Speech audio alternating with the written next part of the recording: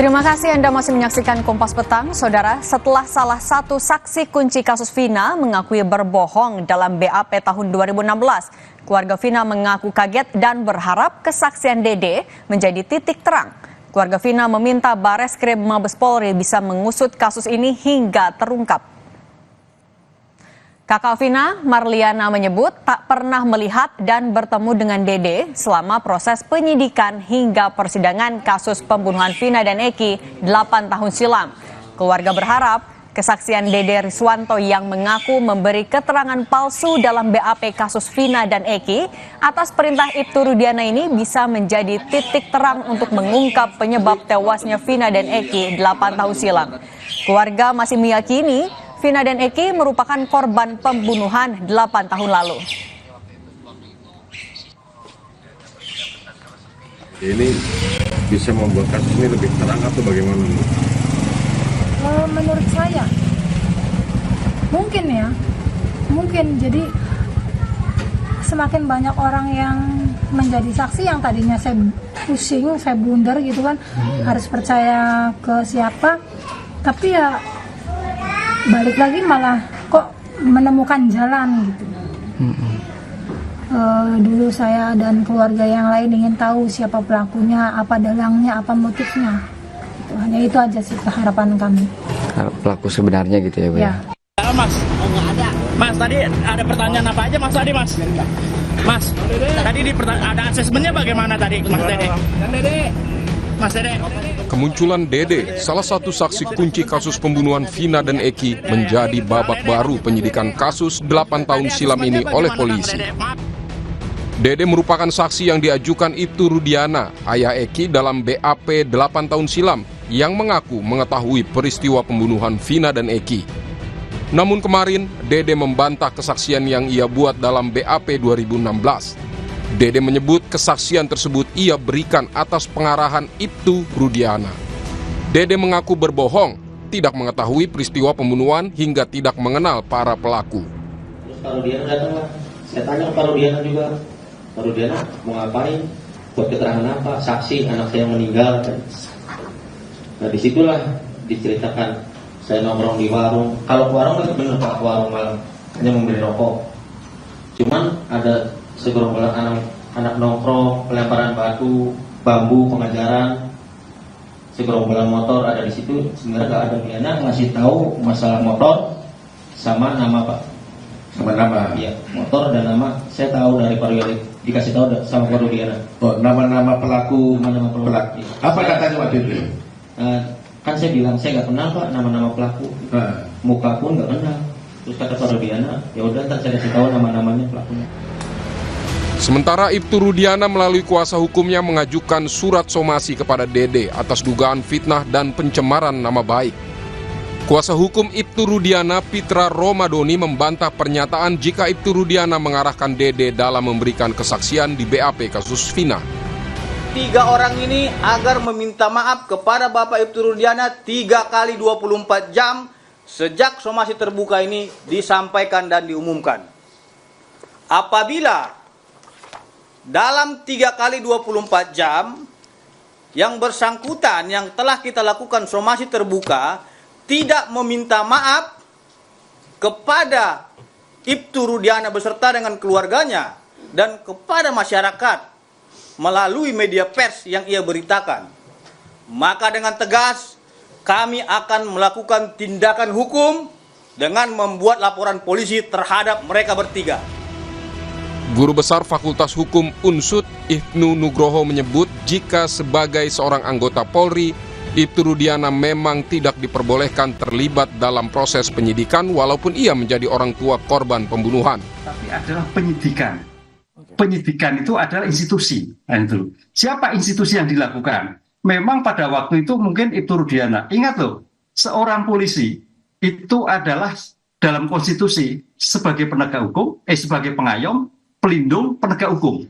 Sehingga pangkat apapun itu sebagai polisi. Nah kebetulan ini polisi sebagai korban, kan gitu. Oleh karena itu dengan pangkat apapun sebagai penegak hukum wajib menyerahkan kepada penyidik yang berwenang. Oke. Nah, dalam hal seperti ini saya kira lembaga, siapa Polda Jawa Barat yang melihat bahwa sejauh mana profesionalisme penanganan perkara tersebut. Kini usai Dede, saksi kunci kasus pembunuhan Vina dan Eki mengungkap adanya rekayasa dalam BAP 8 tahun silam. Aep dan Ibtu Rudiana belum juga memberikan pernyataan ataupun menjalani pemeriksaan terkait dugaan pelanggaran dalam proses penyidikan Vina dan Eki. Padahal Aep sudah dilaporkan terkait dugaan kesaksian palsu dan Ibtu Rudiana dilaporkan terkait dugaan penganiayaan oleh terpidana kasus Vina. Tim Liputan Kompas TV. Setelah Dede, salah satu saksi kunci kasus pembunuhan Vina dan Eki mengakui memberikan kesaksian palsu dalam BAP 8 tahun silam atas perintah Ibtu Rudiana. Lantas apakah Ibtu Rudiana bisa terjerat sejumlah pelanggaran etik hingga pidana dalam kasus ini? Lantas juga bagaimana kesaksian Dede ini bisa meringankan 7 terpidana kasus Vina yang masih di penjara dan membuat misteri siapa pelaku pembunuhan Vina dan Eki ini dapat titik terang? Kita bahas bersama dengan Ketua Kompolnas, ada Pak Beni Mamoto, kemudian ada Kuasa Hukum Pradi yang mendampingi Dede, Bang Jutek Bongso, dan Kuasa Hukum Ibtu Rudiana, Bang Mardiman Sane. Selamat sore semuanya, apa kabar? Selamat sore. Oke, saya mau ke Bang Jutek dulu. Bang Jutek hari ini mendampingi Dede ke Barsim Polri ya? Itu pemeriksaan terkait apa? Tidak mendampingi Dede ke Barreskrim ya. Jadi agenda kami hari ini adalah ke LPSK tadi pagi jam 9 dalam rangka untuk menyampaikan permohonan perlindungan kepada saksi dan korban atas 6 terpidana klien kami. Kemudian saksi-saksi yang akan kami hadirkan di dalam peristiwa dalam LP yang kami sudah laporkan ke Barreskrim sebanyak 3 LP. Kemudian siangnya tadi pukul 13 kurang lebih ya kami ke Barreskrim dalam rangka undangan gelar perdana dari atas LP yang kami sudah buat di Barreskrim Mabes Polri, dan alhamdulillah bahwa laporan kami sudah diproses awal oleh pihak Mabes Polri terkait dari peristiwa laporan kami terhadap Dede dan Aep atas dugaan memberikan keterangan palsu atau tidak benar. Demikian, Mbak. Oke, Bang Jutek, tapi kalau dari informasi yang sejauh ini Anda tahu, apakah dari gelar perkara juga diungkap nggak ada peran Ibtu Rudiana di sana? Tadi kita hanya biasa ya, karena ini masih gelar awal. Gelar awal menggelar ini kan hanya mencocokkan betul tidak kami membuat laporan, betul tidak bukti. Oke. Tapi kalau sejauh ini Dede sudah bertemu langsungkah dengan para terpidana? Pak Jutek? Bang Jutek, suaranya tidak ada? Yang kami serahkan sudah cukup tidak, itu semua diuji, dicek kembali oleh pihak Mabes Polri, dalam hal ini Barreskrim tadi diuji semua. Apakah betul bukti-bukti awal, apakah betul yang sudah kami laporkan dan sebagainya. Demikian, Mbak. Oke, saya sekarang mau ke Bang Mardiman. Bang Mardiman, Ya, menurut Ibtu Rudiana menggandeng banyak sekali advokat untuk membantah kesaksian Dede. Bagian mana saja yang menurut Ibtu Rudiana tidak tepat? hampir semuanya, Mbak. Jadi begini, saya sepakat bahwa lebih mulia membebaskan 1.000 orang bersalah daripada menghukum 1 orang tidak bersalah. Saya sepakat itu. Selama ini klien kami banyak diamnya. Kenapa banyak diam? Karena satu, dia polisi aktif yang tidak bisa sembarangan saja memberikan pernyataan untuk mengcounter ini semua. Nah, kami para advokat yang terpanggil dengan hati nurani dan saya mempelajari putusan nomor 4 tahun 2000. Saya ini advokat dan yang terbiasa bicara dengan fakta. Saya harus berusaha menghindari post-truth karena sekarang ini trial by the press, trial by the netizen terhadap klien kami ini luar biasa. Sehingga yang awalnya ketika film Vina sebelum 7 hari itu muncul, itu semua netizen berteriak bagaimana bisa ditangkap yang DPO itu, tapi kemudian sekarang berbalik untuk menyerang Pak Rudiana. Satu hal yang ingin saya sampaikan bahwa saya tidak ingin mengomentari apa yang dikatakan oleh Dede maupun yang lain-lain itu. Kita akan buktikan sajalah nanti dengan jalur hukum yang sebenarnya. Tapi semua yang dilakukan oleh Ibtu Rudiana pada waktu itu tidak ada sedikit pun yang melampaui kewenangannya atau melenceng dari jalur hukum. Ada tadi pembicara sebelum ini atau mungkin diputar ulang sama Kompas mengatakan bahwa Rudiana bertindak sebagai penyidik. Mbak, itu tidak benar. Rudiana tidak pernah mem-BAP satupun dari para pelaku itu. Yang terjadi adalah Ibtu Rudiana ini ayah dari korban, jangan lupa loh. Beliau ini ayah kandung dari orang yang juga mati, temannya Vina, yang namanya Eki. Di tanggal 26 Agustus itu, sebagai seorang polisi, dia punya naluri. Ini anak nggak mungkin kecelakaan tunggal dengan badan sehancur ini dan motornya yang baik-baik saja. Karena naluri sebagai seorang polisi itu muncul, dia mencarilah kebenaran. Nah, dan kebenaran itu sudah tertuang di dalam putusan nomor 4 tahun 2017 itu, di mana mereka semua dihukum. Nah, sekarang bingung juga saya kalau kemudian yang belakangan ini, oh ya waktu itu saya ditekan, waktu itu loh. Emang pada saat mereka itu semua diperiksa, polisi tidak memberikan pengacara? Baik. Mana pengacara yang mendampingi orang-orang itu pada saat itu?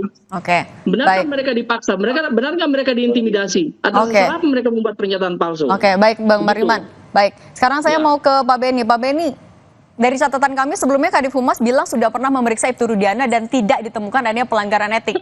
Tapi kemudian ada pernyataan Dede yang bilang kalau ia diinstruksikan untuk memberikan kesaksian palsu oleh Ibtu Rudiana. Yang Anda lihat ini sebenarnya apa yang terjadi? Ya, yang pertama perlu kami sampaikan bahwa pengawas internal sudah turun dari Irwasum, dari Propam itu sudah turun untuk mengaudit investigasi yang sudah dilakukan sejak di Polres sampai dengan di Polda. Jadi sebagai catatan bahwa kasus ini di Polres itu hanya 3 hari, kemudian ditarik Polda. Tentunya salah satu pertimbangannya adalah menghindari jangan sampai ada konflik kepentingan. Karena salah satu orang tua korban ini adalah anggota Polri. Nah, dari hasil komunikasi kami dengan pengawas internal menunjukkan bahwa tidak ditemukan satu pelanggaran yang berat hingga dimungkinkan diberikan sanksi. Nah, oleh sebab itu adanya masukan-masukan dari saksi-saksi ini tentunya menjadi bahan juga. Karena ketika klarifikasi kan kita mendengar langsung dari pihak petugas. Belum dikonfirmasi dengan pihak-pihak yang waktu itu ditangani. Nah, mudah-mudahan dengan nanti masukan-masukan ini akan diperoleh kebenaran dan objektivitas. Nah, namun ada catatan juga bahwa kasus ini sudah divonis, sudah inkrah. Dan ketika memberikan keterangan sudah disumpah di depan pengadilan. Para saksi maupun para terdakwa waktu itu ya.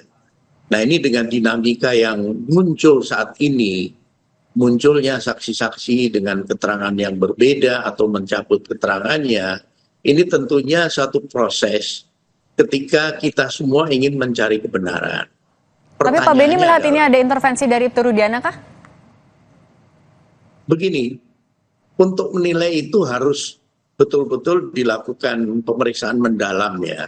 Artinya di satu sisi kondisi psikologis yang bersangkutan saat itu, anaknya dibunuh dan sebagainya, ini juga harus dilihat.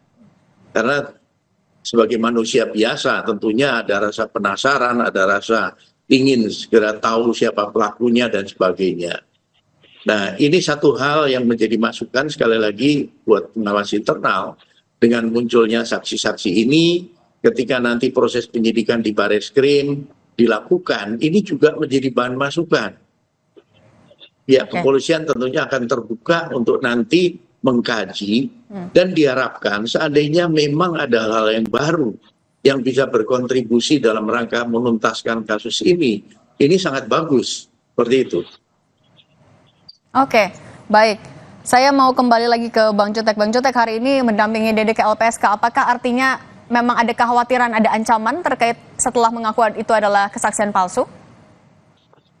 Kami sampai saat ini kebetulan kuasa hukumnya sama dari Pradi, ya ada koordinatornya Dr. Asido Huta Barat. Ya, kami menangani adalah dari pihak pelapor, tim yang pelapor. Jadi memang sampai hari ini kami belum melihat ada ancaman nyata yang menimpa akan Dede. Tetapi untuk mengantisipasi hal yang tidak diinginkan, karena kepentingan kami selaku kuasa terpidana kan besar sekali di sana untuk menjadikan itu novum, bahwa kasus ini harus terbuka dengan jalan cerita yang sebenarnya, sehingga klien kami kalau memang tidak bersalah, dia harus segera dibebaskan. Itu aja kepentingan kami, menegakkan keadilan. Nah, itulah dasar kepentingan kami juga berkolaborasi. Walaupun dia adalah terlapor, tetapi dia juga kami bantu untuk kami penuhi hak-haknya, apa yang bisa kami bantu, supaya proses pengungkapan ini bisa berjalan dengan lancar versinya terhadap peristiwa tahun 2016 yang lalu. Tadi yang disampaikan oleh rekan-rekan semua sini dan juga Pak Beni, betul Pak, Bapak sampaikan normalnya betul, memang itu disumpah.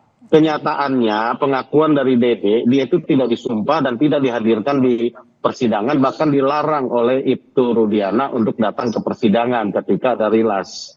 Ini yang kita akan uji apakah betul demikian. Kemudian apakah mereka didampingi pengacara pada waktu pengakuan ini, kan katanya disiksa di apa tadi, apakah didampingi pengacara? Kami sampaikan inilah yang menjadi persoalan.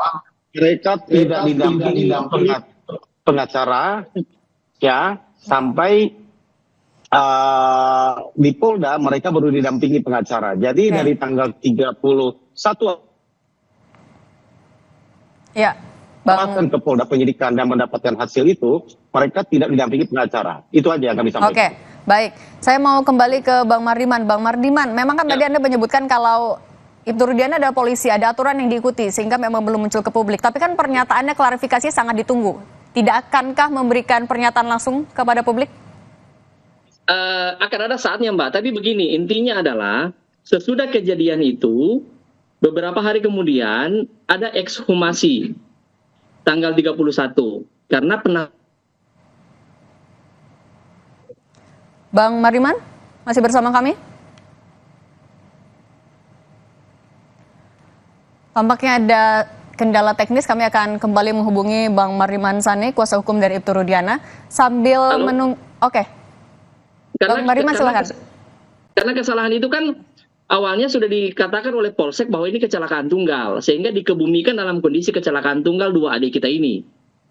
Nah, kemudian salah bila dikatakan Ibtu Rudiana mewawancarai, Ibtu Rudiana mengintervensi. No, bagaimana mau diintervensi? Begitu Ibtu Rudiana ketemu dengan beberapa orang-orang itu langsung dibawa ke Polres. Penyidik Polres lah yang kemudian melakukan pemeriksaan awal.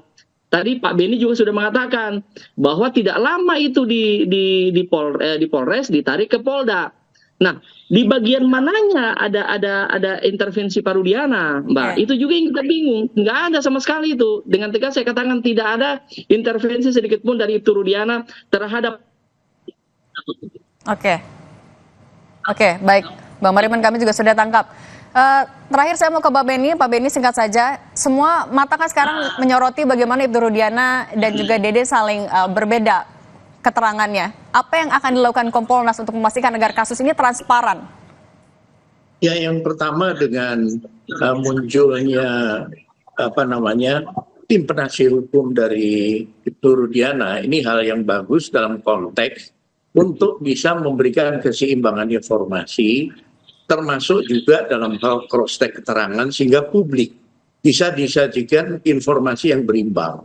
Karena selama ini kan hanya diserang terus. Kemudian yang kedua, kami dari Kompolnas akan terus mengawal proses penanganan kasus ini, khususnya laporan-laporan yang ada di Barreskrim, agar ditangani secara transparan, ditangani secara profesional, penuh kehati-hatian, agar tidak terjadi atau terulang hal-hal yang